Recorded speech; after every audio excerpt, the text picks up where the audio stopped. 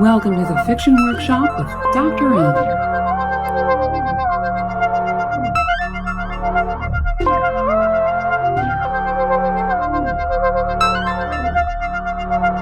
The doctor is in. Welcome to the Fiction Workshop. I'm Dr. M. We have a story today sent in by Andrea. Andrea was in a workshop of mine, so it's always good to hear from somebody who I know. But if I don't know you, send in a story. Maybe we'll talk about it. I'll give you feedback. There's an email at the end of the video. Any level of writer, any genre. Hi, I'm Andrea Broxton from Indianapolis, Indiana, and I knew Dr. M from the Nashville, Tennessee area. I grew up in the Alabama on the coast there, and I was absolutely just surrounded by a host of engaging storytellers. And my mother was probably the best one. So I became a little bit more serious about writing. When my mom was dying, she asked me to start writing some of the stories down. And so I met Dr. M shortly after, and he had this really novel idea that instead of just piling the stories or the things that I wrote up in a box, that I might let people read them and maybe even publish them. So I'm happy to say that the very first story I workshopped with Dr. M ended up being published. And it gave me a lot of confidence, and it kind of started me on a new path. The story that I'm going to read today is of dogs and psychics. And like a lot of my writing currently, it's inspired by current events. And it's been really hard for me to watch everything that's going on, the financial meltdown, seeing businesses I love and people that I know really hurting. And we have a character in this that is going through that process. She's about to lose everything. And as she does, she forms a fascination with a very rich man. And she imagines that he has everything that she doesn't have, and maybe everything she should have been entitled to. But what she doesn't know is that he is going through his own horrible process. He's miserable, lonely, and doesn't have a life at all. So as they both sink to really low points in the life, this is where the story begins. I'm going to read an excerpt of Dogs and Psychics, and this is where we discover the character Didier. Didier Welch Wagner was born of an insurance magnate and his flighty Francophile wife, who saddled her offspring with his ridiculous Christian name. Didier had been principally raised in Nashville, but spent blissful summers and holidays under his mother's tutelage in Paris and Provence. He had inherited the reins of continental casualty in life. 11 months prior, Didier's younger brother's heart detonated, rendering him dead before the ambulance arrived. His mother's body was no match for devouring pancreatic cancer. His own father succumbed to a cerebral hemorrhage at 49. Didier resigned his positions from CCL and various boards across the city in order to enjoy what was left of his perceived waning life, considering his appalling family medical history that loomed like a land minefield, out of sight but likely to erupt at any wrong step. He had no friends since he befriended only power, just bitter enemies and underlings that generally shook at the sight of him. He was not on speaking terms with his ex-wife or any family members, none of whom would take his calls. At 51, he was utterly lost, rudderless after leaving the helm of the company that was his entire adult life. Per physician's orders, he exercised heartily, huffing the hiking trails of the natural area near his home. He suffered through yoga and Pilates to calm his volatile nature, seething with irritation all the while. He was so lost, he found himself frequenting a local spa, La Source du Caudelet, because the name brought home fond memories of his childhood in France. There, a technician named Marlene plied him with Botox, Restylane, massages, facials, hair coloring and condition treatments, manis and pedis, in addition to the Merlot wraps for which they specialized. He constructed an iron conservatory, cultivating orchids and shallow-potted bonsais. He scoured vintages in Wine Spectator, the rare sachet of Persian serape rugs, and was keen for 17th century Arita Amiri. He gobbled moth-eaten esoteric tomes of history at night. Loneliness gnawed at his being, and he tired of his dilettante ways. He tried internet dating, excited as he posted his profile, fit and handsome, immaculately dressed due to nothing but time on his hands, but was surprised to find that he could only attract the foulest of gold diggers. The women with brains and looks usually slammed doors in his face, hurling invectives. One even called him a douche. The gold diggers complained that he was unskilled and unromantic, feigning little interest in him unless it entailed a shopping excursion. Even his cleaning woman rejected his advances, as he mistook her outstretched arms as a signal for an embrace instead of for him to hand over the weekly dry cleaning, screaming, "Diablo! Diablo!" as she ran out the door. Money didn't seem to count for much these days in the dating world. Didier had to accept he would never be a homme à femme. Love, Didier grimaced, was only a drug-induced state, where neurons and chemicals conspired to bring on besotted delusions, trickery whose desired consequence was procreation, engendering the species, and just as every drunkard or addict eventually comes down from the high, great pain awaited those who swallowed the poison. Now he wondered if the animal instinct to struggle and survive was just another doomed ambition. Didier no longer feared death. He was bored, tired, and bedeviled by nothingness. There seemed no good reason to prolong the inevitable. He was not worried about enduring infirmity and demise, but surviving the tedium that was the looming remainder of his stagnant life. The story reads like satire. We have characters who are, it's kind of like romantic comedy. They're an odd couple. So we have Didi, who's a rich guy, and we have Miranda, who is struggling financially. Now, the way that they meet is that he cuts in front of her in line at a restaurant, and this upsets her. She becomes obsessed with him. She follows him. Eventually, she breaks into his house. She starts using his things, and eventually she also finds a book by Psychic Tony. Now, Psychic Tony is someone that Didi has gone to meet. Because he's rich, he can afford to have a session with Psychic Tony, and Psychic Tony recommends to Didi that he walk dogs. We see a change in his character, and the things that are happening as I summarize it are all good. In other words, breaking into the house is upping the stakes. Enjoying his things, picking up his books, being affected by the book. She starts thinking about karma herself. These are all good things, and they make the reader a little worried because we're afraid she's going to get caught.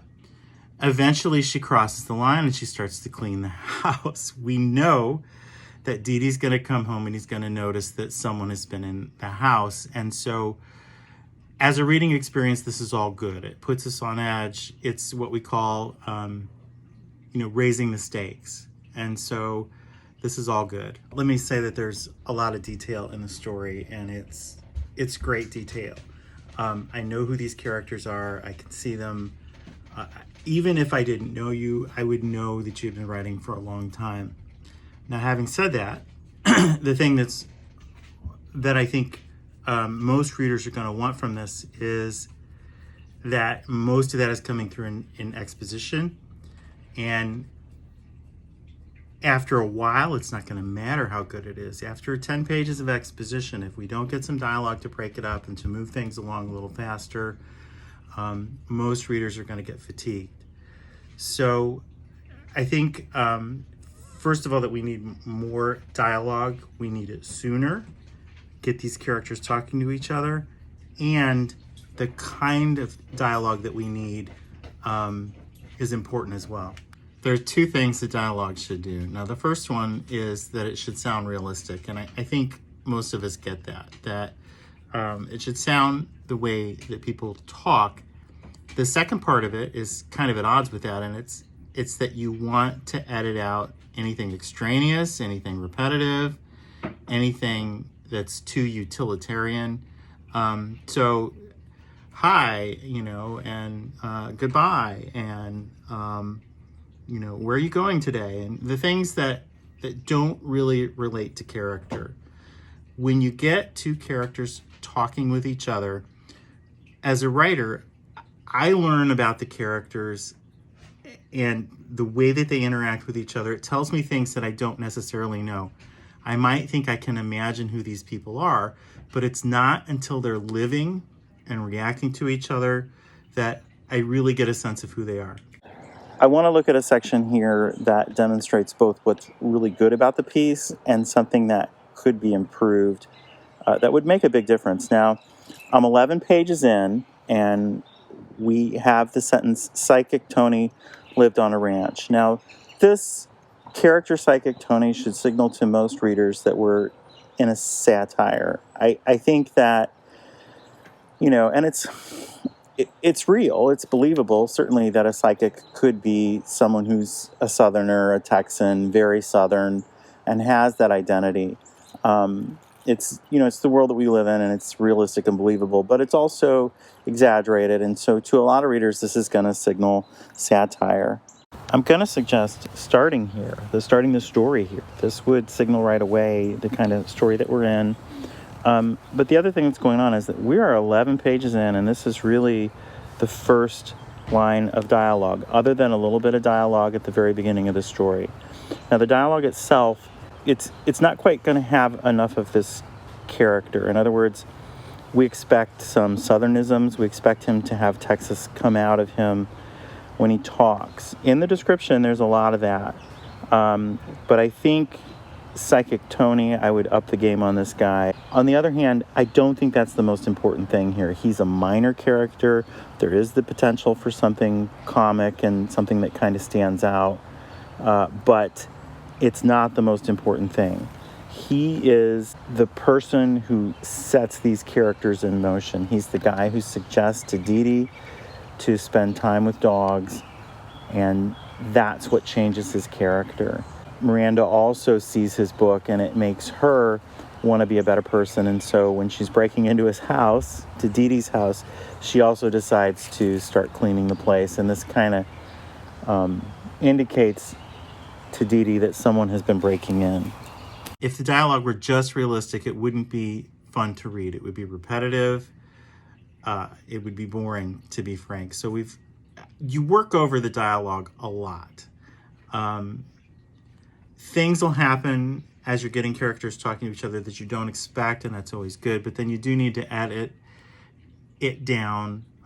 My experience is usually the dialogue gets whittled down to about half of what I write originally, and I have to work it over and work it over and work it over. But those sections, they read at a pace that is the same as real life. So it's a break for the reader. They don't have to stop and try to think about what all the words mean. They don't have to imagine everything. It's important to include gesture. Gesture will keep a visual element in there. There's something that they're still imagining, and they're seeing things with the occasional gesture. But for the most part, just hearing the characters talk is a relief. It moves things along, and it's good for character. This is a couple pages later. I'm on page 12, and I want to read this section just because it demonstrates what you're really great at. This description, as Dee Dee enters the animal shelter, is almost perfect. There's a couple edits I'd make, but again, the writing here is really good. Dee Dee screamed into the Happy Paws shelter with a handkerchief to the doorknob, only to find an empty front desk. Now, this is pandemic, but even without the pandemic, in fact, without the pandemic, it would tell me more about his character to have that. He looked around for someone and was about to bolt when a door opened and a woman shuffled out, breathing heavily as if exhausted. She had wiry gray hair, barely contained in a makeshift bun held by a Bic pen, faded orange sweatpants, and a Life is Good t-shirt that conveyed a visual diary of her culinary history and its spatters which strained to cover her enormous bosom and belly, both leaning at half-mast. The woman was everything that frightened Dee Dee, signaling a different variety of surrender. You the guy Tony sent. And then if we skip down, yes, I'm Dee Dee. I'm here to help with the dogs. I'm Doris, the woman said, raising a dubious eyebrow and appraising Dee Dee from toe to toe. Do you have any other clothes or shoes? I'll be fine. Might we get started?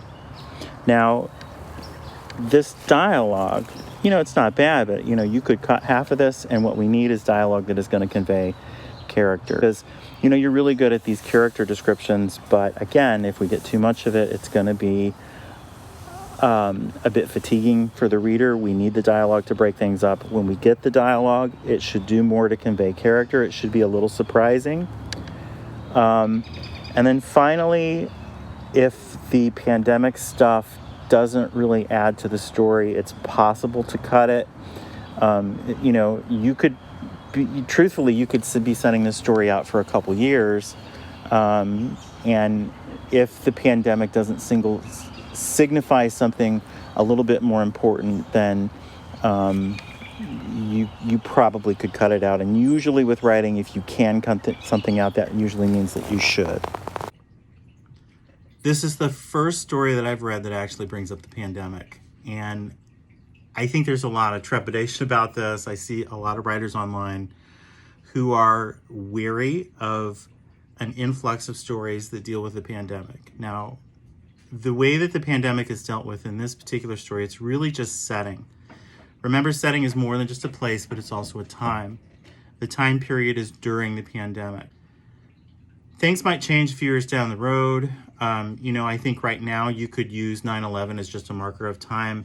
But shortly after 9/11, the same thing. It was too big to write about unless the piece was about 9/11.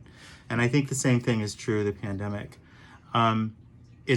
We may not totally get it yet. We may need some hindsight to be able to write about it in a way that's going to be effective. But if it's just a marker of time, and I feel like that's how it's working in the story.